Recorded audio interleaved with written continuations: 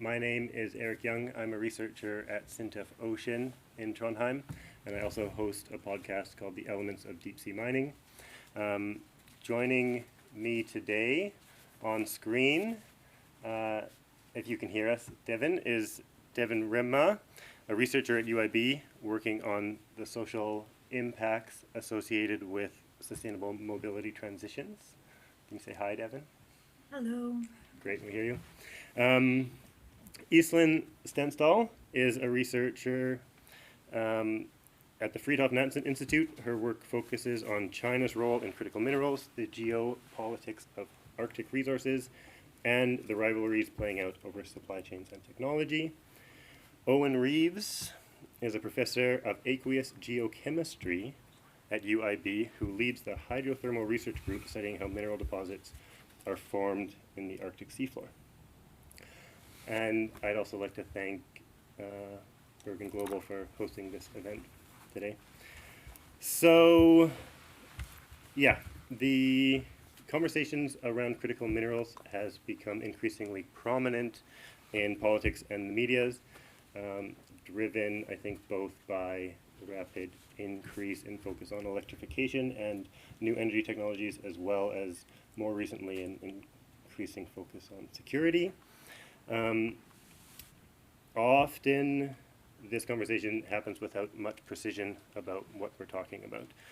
So today we're going to try to unpack some of that, get into what minerals we are considering critical, why, and what we actually mean by the geopolitical tensions that arise. So I think just to start off with, I'm going to begin with something concrete and simple. I'd like to ask each of you, maybe starting with you, Devin, what's something you've come across recently, an article or a conversation that has made you think this is a live and important issue right now, and why did it stand out to you?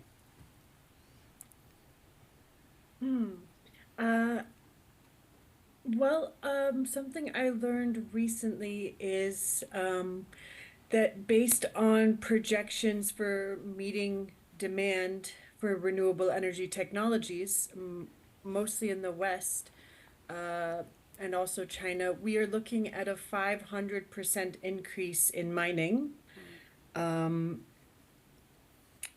which means an even higher increase in the amount of waste, both toxic and non-toxic waste that has to be contained because the best ore has already been mined. Great. Owen? From my side, as a Arctic researcher, we were on an expedition a few years ago, taking the Kronprinz up into the Arctic sea ice. It was a nice scientific first, a little bit of a moon landing, and then last year I just saw in like Nature News and Views, it was like a highlight of a Chinese expedition that had kind of made it sound like they had done a second moon landing. And we had gone with a robotic submersible, and they had taken the risky option to go with a human-occupied vehicle, which under ice is, as somebody who has gone down in those, is incredibly challenging, if not risky. So then I noticed a lot of buzz around this article about, what were the motivations for this expedition, and was it research or was it minerals? So. And I would actually say my inbox, because I subscribe to a lot of newsletters, just like general international politics, but at least once, probably more than once a week, there's minerals something. Yeah. So just the change over, not that many years really. Minerals is. So as a geopolitical researcher, you're seeing the word minerals just cropping up a lot more in your specific research field. Yep. Okay, so we've got increasing stresses on mining and the environment, increasing pressure on the geopolitics of the scientific community, and just increasing mineral discussion into what was already a geopolitical focus. So let's jump into what critical minerals really means. And Devin, I'm going to start with you again. Critical minerals is a term that gets used more or less constantly, but without a lot of precision. So if we step back, what minerals are we talking about, and what are the technologies that are driving the minerals and driving the demand?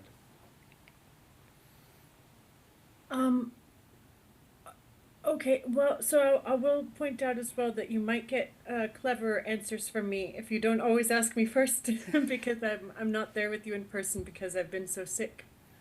But I'll do my best.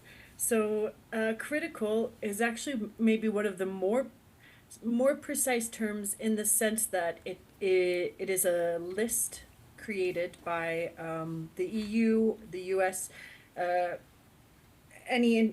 most countries that have mining as well will have their own list of critical minerals.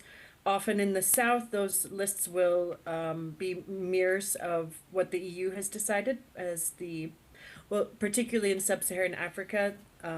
Their biggest trading partner is the EU, so they will just sort of copy the critical list the EU makes. And there's a lot of research on what goes into something counting as critical. But basically, economic importance for our industries, something about scarcity, which could be scarcity in nature or scarcity in terms of availability on the market, because many minerals will be contracted long term, so they haven't been mined yet, but they are spoken for. And so we usually hear about the triad of defense, digital, or energy. And those are the things, the minerals needed for those kinds of technologies will end up on a critical minerals list. And in my field, it's renewable energy tech is what I'm looking at. So then chiefly the battery minerals, as we call them. There's more than one battery chemistry, but for us, the most important right now are lithium, nickel, cobalt, and manganese, and then graphite and rare earth minerals, and steel. So manganese and iron needed for steel, that's going to be in most of everything we build. Okay, Infrastructure. great. So critical minerals is a term that essentially encapsulates some component of economic importance, as you said, and supply risk. And you highlighted transport, defense, and new energy technologies, and digital technologies, technologies, defense, and energy. Great. And you gave us some of the specific kind of big name minerals that we tend to hear about. So then, Island, sort of another definitional question. Geopolitics is another term that gets thrown around almost as a catch-all, and I sometimes feel like giving it as an answer that the reason for this is geopolitics is sort of like a doctor saying, well, the reason for your condition is biology. It doesn't. It gestures at something real, but it doesn't actually explain very much on its own. So can you give us an introduction to kind of what is geopolitics? What is geopolitics? Okay, yeah. So it's like a combined word. Geo could, I guess, be geography or geology. And politics is politics. Okay, so if we think of Norway, and you look at the map, there's not that many cities in the middle of Norway. Why? Because there's mountain Vidda. So it doesn't really make sense. That's why we have all the cities along the coast and on the eastern part. But we also have a lot of cities in the north. And that's a political choice. We have political incentives to, like you can have your student loan reduced if you live in the north. So geopolitical, but it's usually not applied for a national term. It's more applied between states and internationally.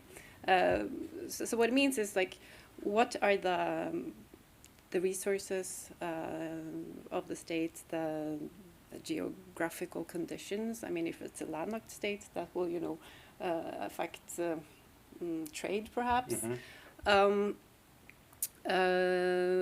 Yeah, and I think resources is the the key when it comes to as a connection to minerals. Yeah. Because I mean, and not only I mean, we've seen it very clearly this year. Venezuela, Iran, for energy, Right. oil, Mm-hmm.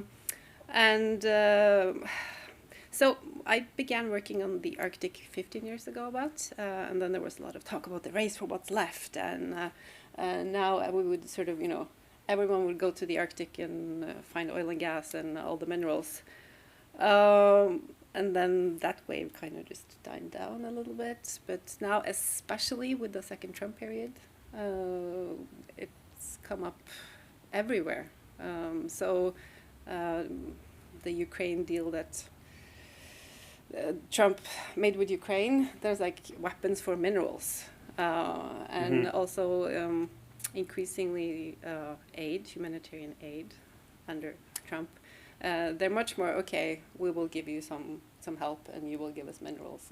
And actually some of the countries and African countries have kind of refused these deals.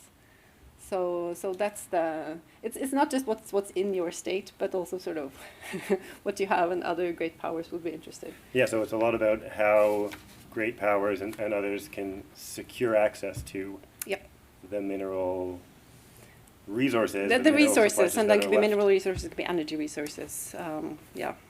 Absolutely. Okay, so then, and Arctic seafloor minerals, marine minerals, deep sea minerals, is often being talked about as sort of a relief valve to some of this tension. So you've been working on deep sea research for a long time, so help us to understand why that is being brought into the conversation. What is down there in the deep sea, and how does this connect to the I political will issue? try to be brief. What is down there in the deep sea is a question I can talk a week about. At least from the Norwegian government perspective, there seems to be two thrusts of interest. One is deep sea hot springs or hydrothermal vents, which these hot springs, when they hit the seafloor, they tend to precipitate out minerals called massive sulfides. Massive doesn't mean big as in like size. It's sort of a crystallography kind of nerd term.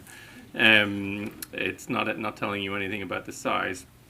And those sulfide deposits are metal sulfide deposits. Now, a lot of it can be just iron sulfide, but in some cases you can have other elements like copper, and then, on down the list of, it's as a chemist talking about minerals and elements. A mineral to me is a mineral formula, and an element is a lithium in your cobalt. And this, I've realized this is part of probably our confusion as well. The other thrust is on a lot of the exposed igneous rock that just sits on the seafloor on the Norwegian Greenland Sea, so everything between Norway and Greenland.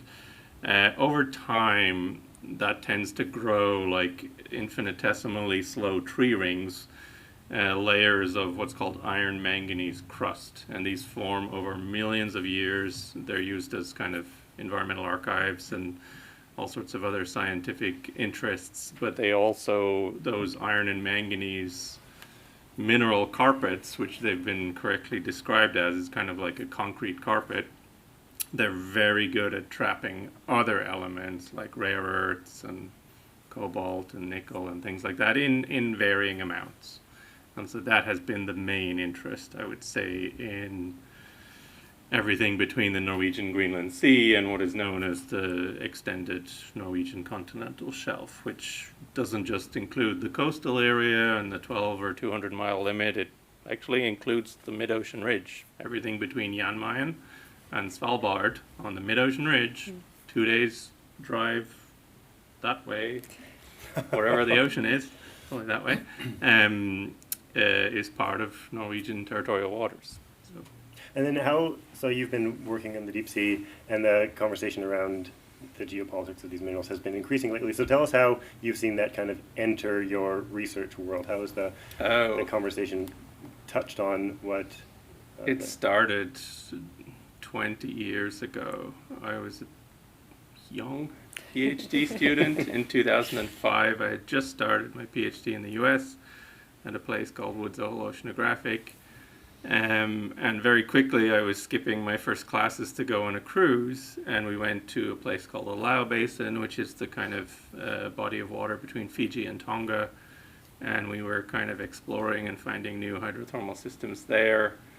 And very quickly, as we came back from that cruise, the Tongan royal family, who basically are the sort of managers of that large body of water, had instantly sold mineral rights to the area based on, we had just explored it. It's kind of like going out into your garden and finding a flower. You don't even know what flower it is, you just know you found a flower. And so that was, and then the next year I was on a cruise in Papua New Guinea where deep sea mining work was really kicking off with a company called Nautilus Minerals. Papua New Guinea and the hot springs there are very interesting for their processes. They're very acidic. They move a lot of metal around. And then I kind of went into origin of life and other fun topics. And as I came back to Norway, without realizing it, within a few years of getting here 10 years ago, I noticed that this was starting up here again. As we were simply doing the same process we'd done in the Western Pacific, going out and finding what vents exist on the seafloor, what do they look like. My job is to figure out what flavor they are, I guess. It's kind of like a sommelier, if the wine was disgusting. And just understand how these ecosystems function. And as we progress in our research, the discussions around seafloor minerals are proceeding, sometimes with our involvement, sometimes without. So So this pressure interest has been following you in your career as you move. Like a shadow, basically.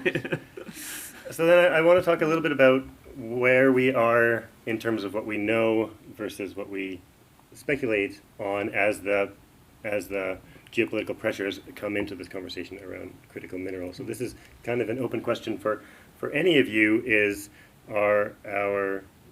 this conversation, is the strategies that we're developing to respond to this being based on knowledge or based on expectations and narratives?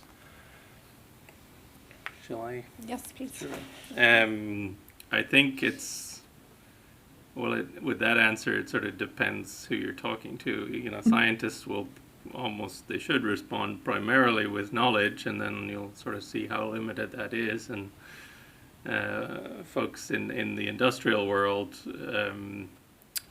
where things like hype and speculation are just part of that way of life, Absolutely. will talk in a very different way.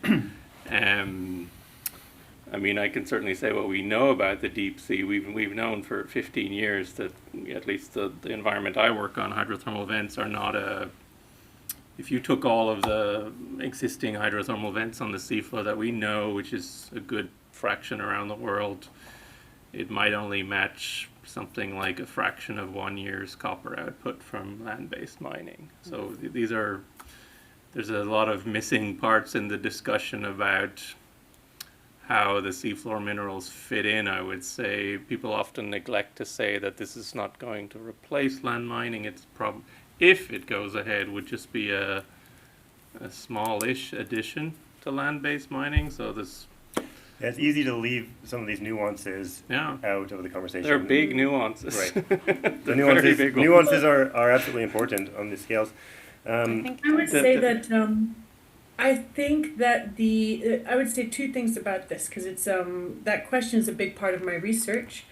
So the first is that there are many scientists doing excellent work in their expertise, and that is used, as you mentioned, in industry and in politics to further a lot of agendas that the scientists themselves did not. That's not what is said in their report. Right. Exactly. I'm sure we're all familiar with that.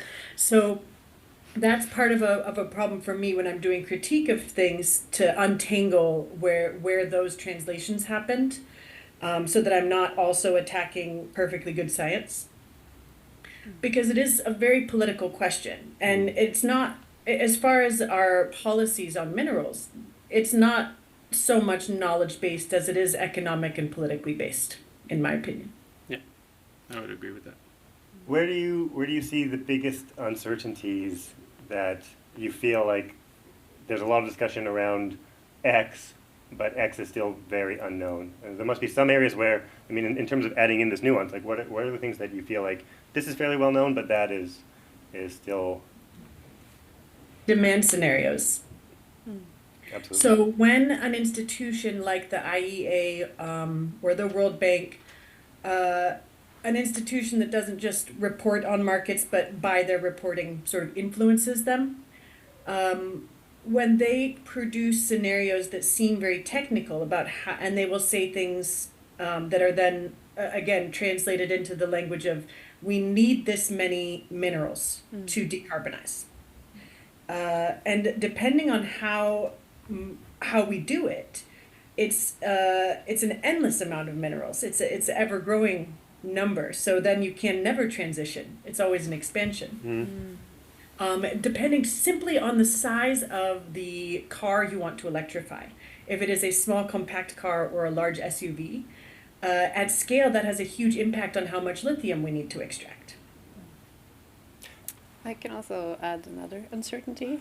Yeah, I'm interested in absolutely the uncertainty, but does this demand projection specifically get into your work on the geopolitics? Like, do you see these demand pieces also feeding straight into that?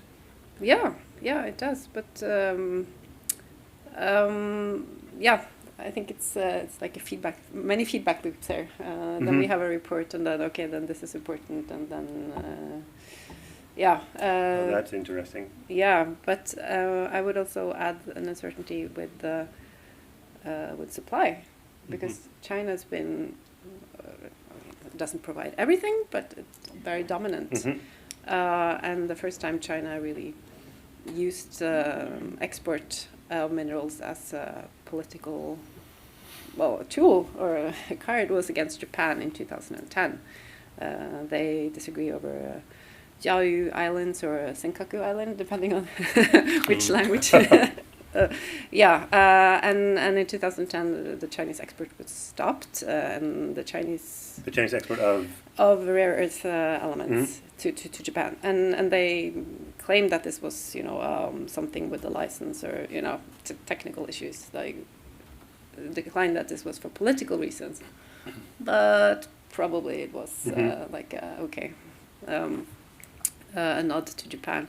And so around 2010, a lot of countries, I remember reading, also, this is also related back to the Arctic. So Russia was going to have more rare earth elements production itself, and also in Europe there were discussions. I think Japan was the only country who actually went out and diversified supply of rare earth elements. Yes, but now with the US-Chinese trade war, China's been more active in sort of restricting exports, and that has created a lot of uncertainty for European countries. The US is kind of going it alone, I think.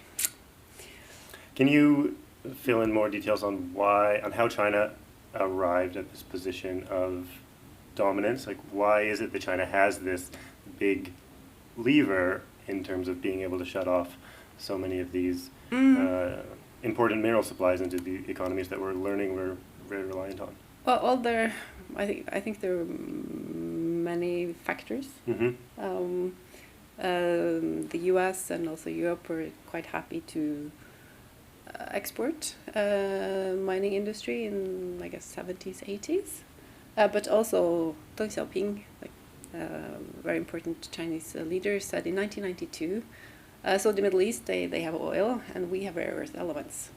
So I think already in 1992 the Chinese were sort of aware that they had something valuable. They had the in the geopolitical.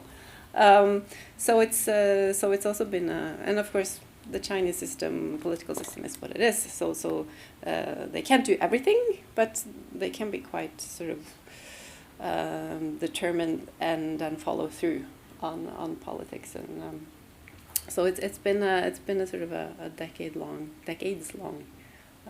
process where the Chinese have built the industry and also consolidated the industries and sort of and also have improved on just the Chinese mining industry, closed a lot of mines, so there's less accidents and better. Well, I mean, I don't think you can have any mining without environmental consequences, but like less environmental damage at least. Yeah. So and we actively exported it. Yeah, of course, export. say more about that, Devin. Well, so there's a wonderful book by Rob Nixon called "Slow Violence and the Environmentalism of the Poor," and it opens with a leaked memo from the then president of the World Bank, Summers, where he is discussing the impeccable economic logic of exporting toxic industries to Asia and Africa and Latin America because those countries are underpolluted from an economic sense compared to the U.S. and Europe. Yeah. So and the reason I use that particular quote is there are many sources of information you could learn that we have outsourced. Mining and processing can be extremely polluting, and that makes sense. But that it wasn't an intentional exporting to people whose lives were devalued, who have still not benefited from any of this industrialization. Speaking about Africa, not China. Devin, I want to ask you about how we respond regulatorily in Europe, but I guess first it occurred to me to try to ask you, Owen, how you see this. Is there some, and I recognize this is beyond your kind of academic remit, but is there some mirror image of this happening in the deep sea minerals conversation? How does China and developing states get brought into the deep sea world? If I can ask you to speculate on things. China is a very large country, obviously. They have an enormous seagoing research program. They're sort of on a level of the US or probably greater than that. You often see deep sea minerals kind of conflated with the deep sea research, or even just speculated about as a motive behind that. Sometimes I wonder whether it's genuine research into what is on the seafloor, which it's okay to look for minerals on the seafloor. You're looking for everything on the seafloor in terms of what is there. Sometimes I wonder if it's regional sort of power projection and you know, with an idea of showing greater activity in international waters and therefore having a greater claim to be able to do future things in international waters. It's sort of hard to say. It's certainly not why I deep sea explore, but it is almost always caught up in it in some sense. I mean, there's of course, you know, polite scientific rivalries internationally. In my community, we all know each other. Doesn't mean we don't compete, but yeah, it's almost always now I see minerals as a reason. Oh, this is why China is having such an intensive seagoing program. They're also they're investing in science enormously as well. They're, you know, I scroll through. Speaking of recent things, I mean, I scroll through journal contents that I get in my inbox all the time, and the overwhelming majority of authors now are Chinese in a lot of the big journals and the major venues that I publish. So they are punching their weight or higher in a publication framework on things that are not related to scientific minerals. So. Yeah, and it's also, I mean, it's hard to draw the line between what's science and politics in any of this. When you get a big seagoing expedition, you're going to have multiple uses. In international waters where it's supposed to be kind of the common heritage of mankind, etc., etc. That's, there's always an angle to it sometimes, whether you realize it or not. So, you know. Ethan, do you have something to add on China's research? Yes. Well, actually, China and deep seas. So it has been, well, I guess we can call it politicized. So in 2015, there was a proposal in China for a new security law. And within this law text, there was a new concept. Concepts are very important in Chinese politics. Strategic emerging frontiers.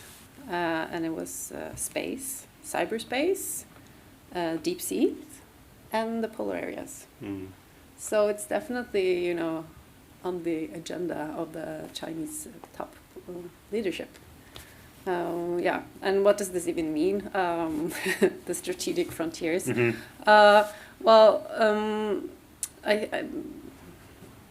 Probably this was kind of areas that China felt there was a lack of international rules and regulations. I mean, were there or not? That's another discussion. But and they felt that China could somehow contribute or like form these kind of international rules. Of course, in the Arctic, there's not that much to add, but yeah, that's another story. Absolutely. So, Yeah, I would like to add, because I'm also interested in your opinion as a deep sea researcher, because I don't do that very much. I do terrestrial.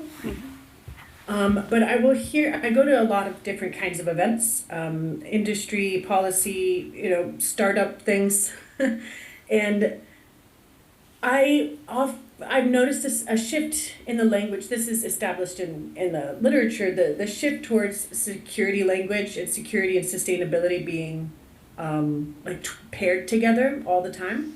And in Norway, I will hear that we need to do deep sea mining because, first of all, everything that lady pointing at me said about terrestrial mining, and because of security in our competition with China. And not being an expert on the deep sea at all, my assumption is that it's a very delicate ecosystem that we're not justified in messing with to save terrestrial landscapes. The overall point here is that we need to think about our end game in terms of how many minerals we need. And there are people, even though mining has a lot of bad impacts, there are a lot of people who rely on it.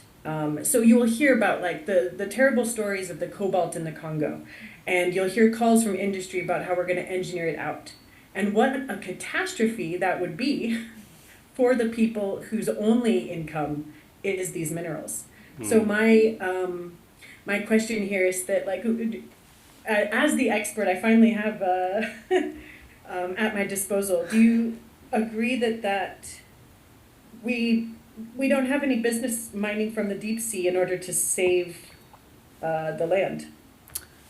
Yeah, I mean, myself and I work closely with, I work very closely with a colleague of mine from Canada, John Jameson, and the next time he's visiting, I'll bring him along to one of these things if you'll have us back. John's great. John got into deep sea minerals and thinking that deep sea mining would be a thing, and he openly jokes and admits that during his PhD he realized this is never going to be a major industry because the resource isn't really substantial enough to do that, but these are hella fun environments to scientifically play in and learn about ore forming processes. And so John and I, we always try to stress, on the supply uncertainty demand, there's enormous amounts of uncertainty of what is actually there. I'm very, very tired of hearing there's X and Y amount of this and this on the Norwegian continental shelf. Those numbers are not factually proven, or that they're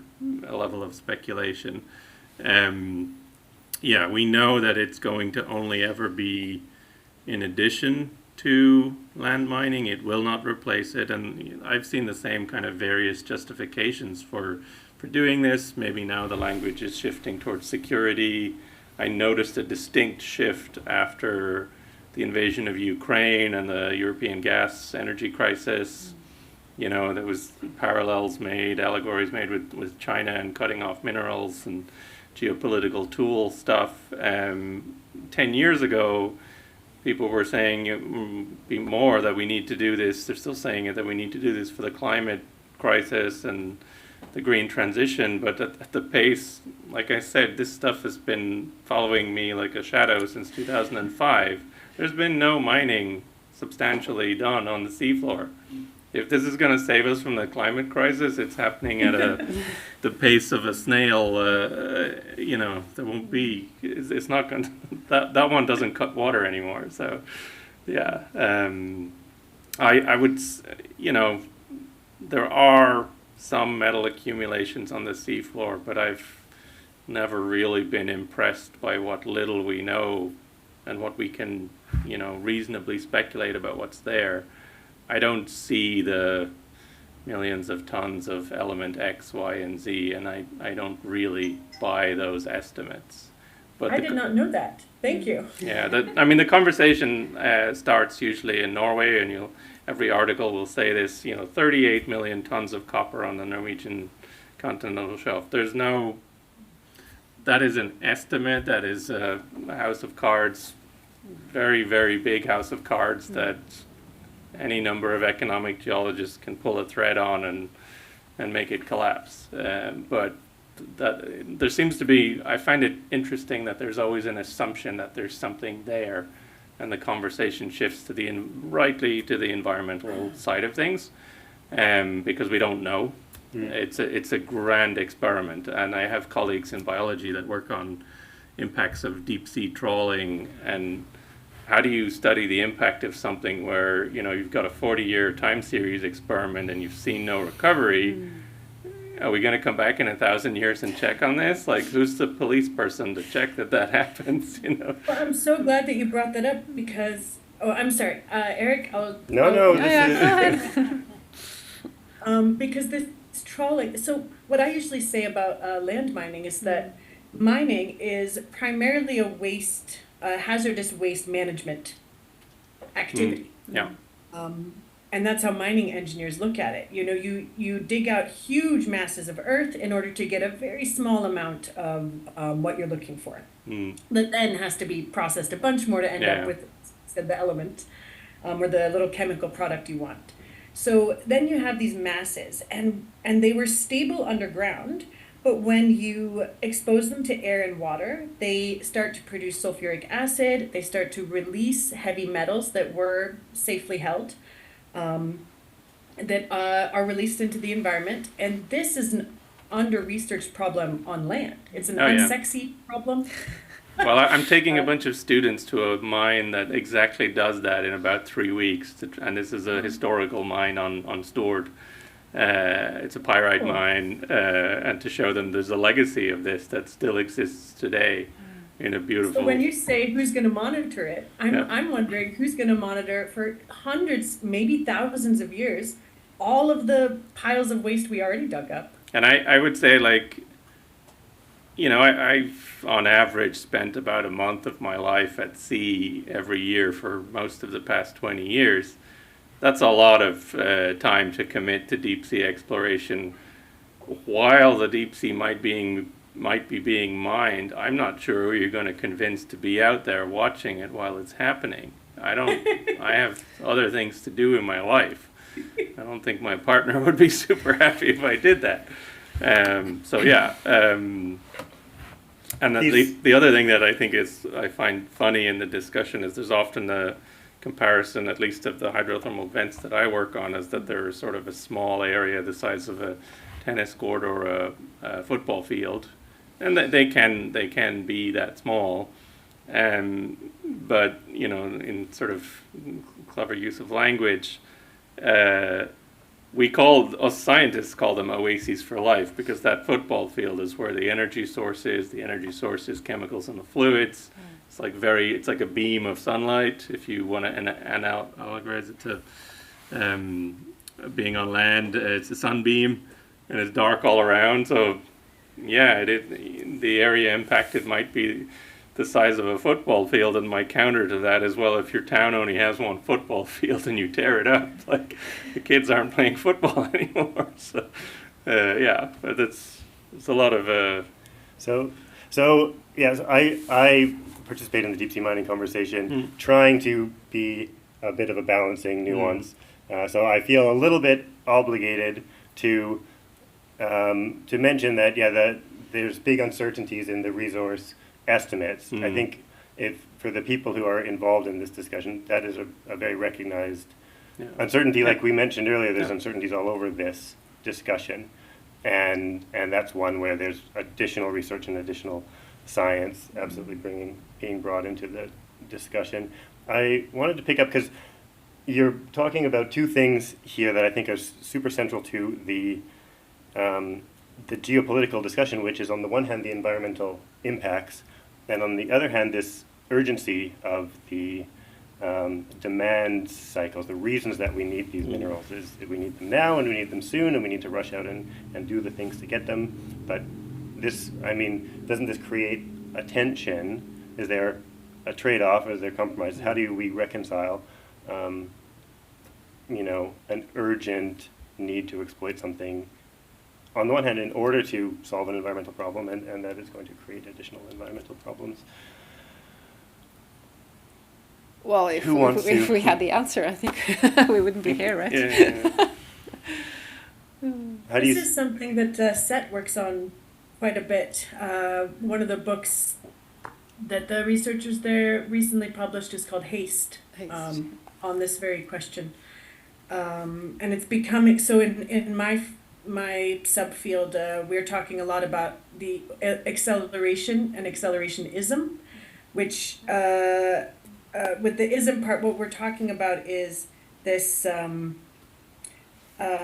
belief that overruns the knowledge base we have and ignores a lot of the knowledge base we have, and becomes more of a sort of myth-based approach. So Mer av alt raskere, for example. And it is excellent feed for speculative financial investments, but it is not, well, I would suggest that we've been doing it for a while and it's not showing excellent gains towards our ecological crises. So we need some minerals, but without thinking about our overall metabolisms, it's just driving us faster off the cliffs. Yeah, I agree. I sort of want to ask you, Iselin, because China is often put out as someone who manages to think on different timescales than others. So as a China scholar, how do you see China's approach to urgency in these questions, and how does that differ from Europe's, I suppose? Yeah, okay, so I also work on sort of China climate, and I think these go hand in hand, because China still uses more coal than I guess all other countries combined, and it's the largest CO2 emitting country in total terms. But there's also been quite a rapid shift with renewable energies, and now also with batteries in the grid, so they can also make use of the renewable energy. And of course, so China this was during COVID, September 2020, when the UN General Assembly was a lot of people speaking remotely. Xi Jinping as well, and this was so for like a China climate scholar. This was a big shock. He just said, okay, so we will peak by 2030 and we will be carbon neutral by 2060. This came as a bit of a surprise to us, and very important for the Chinese. If they say something internationally, they will do it. They will deliver. So this is a kind of a problem in negotiations within the UN, because China will often be more conservative in sort of, so they can deliver and not just promise something very big. But anyways, so in order to be able to peak and in order to be carbon neutral, and to be honest, no one really knows yet how to be carbon neutral. So this is also a bit of a break in a way from what China usually does. But I mean, they're really turning the tanker, but of course, China being strategic, so they're not just, okay, we need a lot of renewables. They're like, okay, so now we're gonna produce them. They've been doing it for some time though. They sort of just created the whole value chain for themselves. Yeah. So so that caters to Chinese needs, but it also can be exported. And geopolitically, that gives China greater clout. It's interesting. China often gets talked about as if they're both very long-term thinkers, and also fast movers. That they can do things quicker than it's kind of like they have the best of both worlds compared to us who think short-term and move slowly.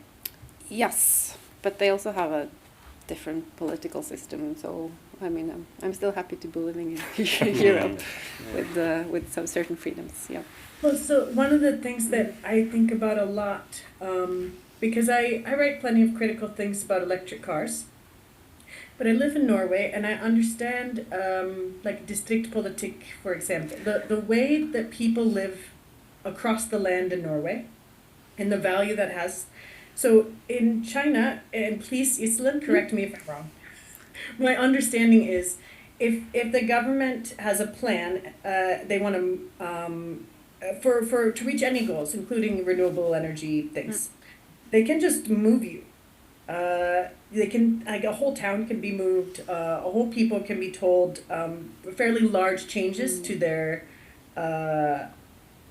lives, how they're going to move around.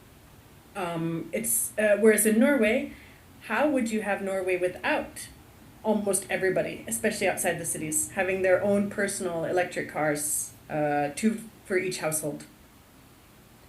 And that kind of unfairness of that, because we have a historical pathway that led us to this point where we're absolutely car dependent. On the other hand, it's a highly disproportionate claim on resources and environmental sinks to say that every Norwegian has a right to a car, because there's no way that people in the world, like everybody's going to have a car. Yeah, there's trade-off between individual rights and collective strategic goals. But our individual rights have been locked into a resource pattern that is unfair. No, that's true. I do want to give us time to get questions from the audience. I see that there's a microphone available, so if there's anybody on site, or I don't know if there's people online who can also ask questions, but go ahead. Yeah, I just on the deep sea mining, I can't resist. When I was young in the early 1980s, I remember seeing a documentary about the mining of manganese nodules and the Hughes Glomar Explorer, which was in fact an American operation to lift a Soviet submarine that was supposed to be about the mining of the deep seabed. So this thing has been talked about for a very long time. At the same time, while that creates a lot of skepticism, and maybe I'm happy to look on it skeptically for the reasons set out today, I saw a similar documentary at the same time about the paperless office, which looked like another one of the predictions that was never going to happen, and then of course it ultimately did, which leads me to one of the points that was mentioned, which was the common heritage of mankind. Now, of course, in the 1982 Law of the Sea Convention, we had a whole amazing provision set out for the regulation of that, which was going to be a new wonderful resource that was going to lead to development of poorer countries and all sorts of things. When people look today at the common heritage of mankind and the deep seabed from the mining context, do they see that framework as a problem in terms of considering that, or do they simply ignore it? Or is the fact that this is not governed by one single state mean that that's seen as advantageous, that it's kind of a free area for operation? I've tried in the last years to pay attention to the legal developments, and it is extremely complicated. All I remember is that the original Law of the Sea is incredibly brief. It's a couple of pages, perhaps, if I remember correctly. And there's been a lot of issues, political issues and issues of bias with the International Seabed Authority, like most governing bodies, and lobbying interest and so on and so forth. I honestly have been so busy with Norwegian continental shelf areas, I have not kept track of that because I've had a rather full plate. So I don't actually know where it stands now with the borders beyond Nash BB. They included the similar language around benefit sharing common Yeah, that was planned. I remember into the that, BB&J. And also in the UNFCCC, climate change, very important. So again, speaking from sort of a China point of view, so the Common Heritage of Mankind was very important for developing countries in the 70s and leading up to the Law of the Sea Convention. But of course, China in the 1970s is very different from China today. So for the BB&J negotiations, China sided more with, had more like interests aligned with the US and Norway. China is also the country with most licenses under the ISA, the International Seabed Authority. So and Xi Jinping has this foreign policy concept of where we're like China's contributing to a shared future for humankind. So it kind of also like kind of resonates a little bit. But to be honest, I think China's interested in if there's money to be made, if there's resources to be extracted. We'll see. Devin, have you got any thoughts on how the principle of the common benefit of mankind interacts with mining either on land or in sea?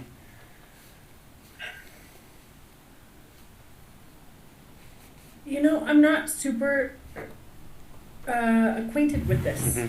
Will you tell me what it is? the principle. Well, you mean in terms of past emissions? It's a principle that benefits accruing from, it's in the deep sea mining regulations, that benefits accruing from minerals extracted from the seafloor should benefit the common heritage of mankind? Yeah, those in international waters that are not under a national jurisdiction. Like the moon. Yeah.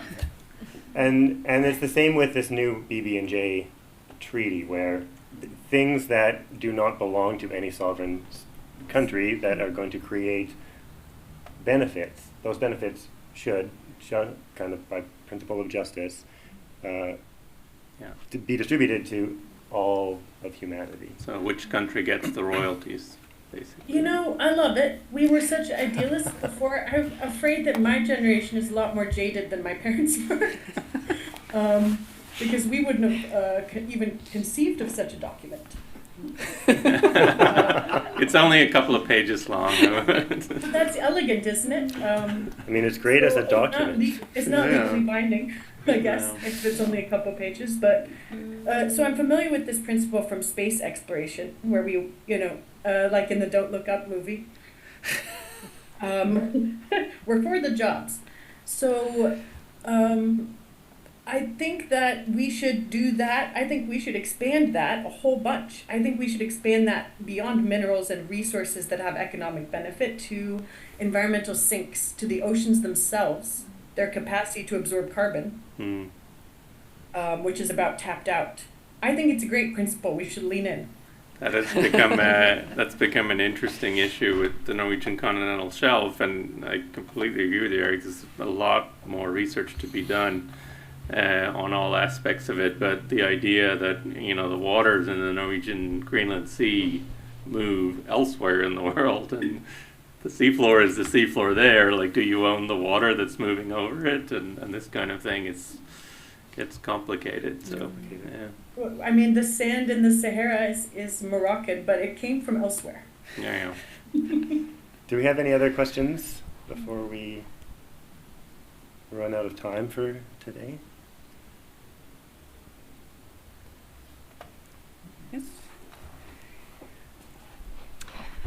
Thank you so much for a really fascinating event.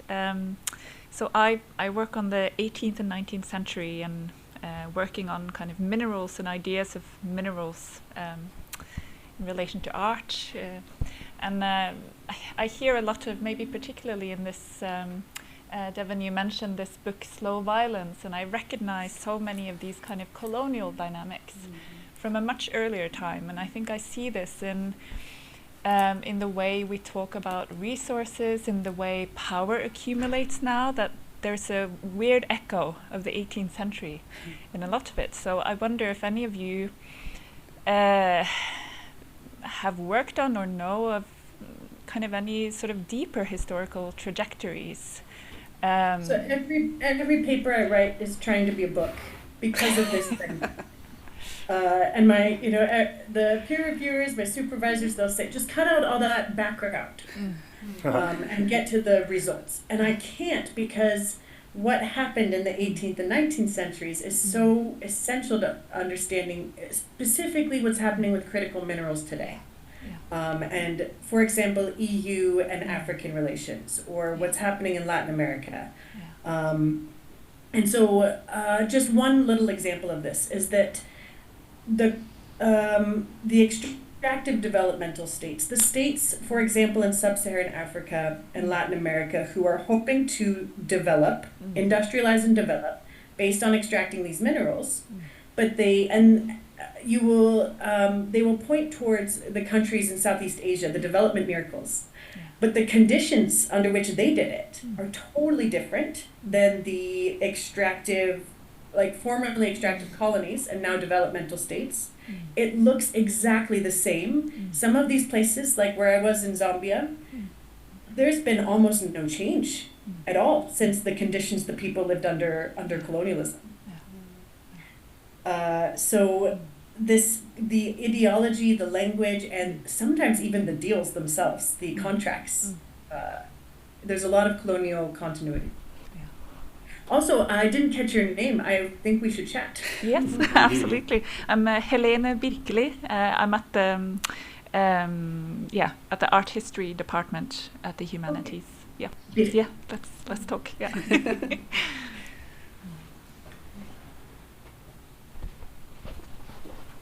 Oh, well, okay. If there isn't another question, there's one more thing I could say about that is directly relevant.